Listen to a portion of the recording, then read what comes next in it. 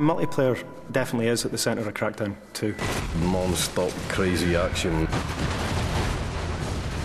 It's a very physical game. You can ram people out of the way and it flips them up and they spin off into the sky. With plenty explosions, just general awesome action all round. Picking up vehicles, throwing them across the road.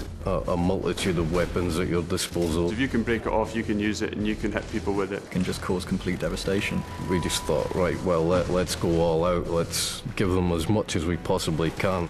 In order to make things clean, you destroy everything. You know, fire cleans all. Episode 1, Fun with Friends. A lot of people love the fact that you can have this open world environment and mess around with your mates. We've doubled the amount of players for co-op. We've turned it up to 4-player co-op, 4 times the people, 4 times the fun, basically. There's so many things to do in the city, it's pretty remarkable that we've managed to fit that in. We have to make all of those missions support 4 players. And not only that, we have to make sure that those missions are supported for 4 players playing 4 different missions scattered around the world of Pacific City.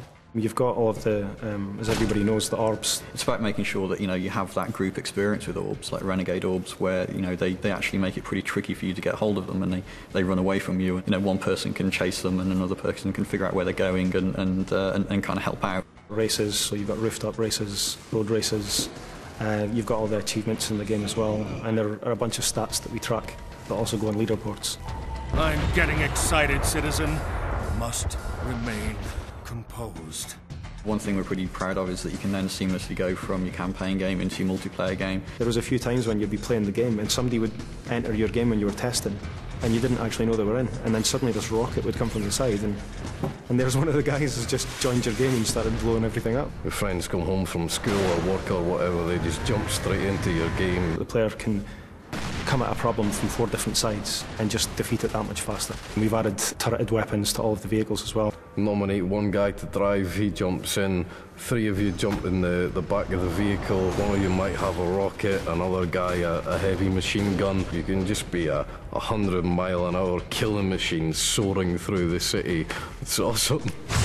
It's really down to the player to try and figure out tactics and strategies to use co-op gameplay. You can decide to ignore any direction you've been given and just mess around, do what you like. And we've added in the 16-player PvP. We support up to 16 people in the online game, and that's varying on different game types. At the moment we've got 3 different game modes: Deathmatch, Team Deathmatch and Rocket Tag.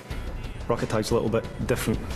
Basically, you've got to carry the orb for as long as possible, and the longer you carry it, the more points you score. Everybody's chasing one guy, rather than it being kind of everybody against everybody. It's a lot more over the top than what's around at the moment.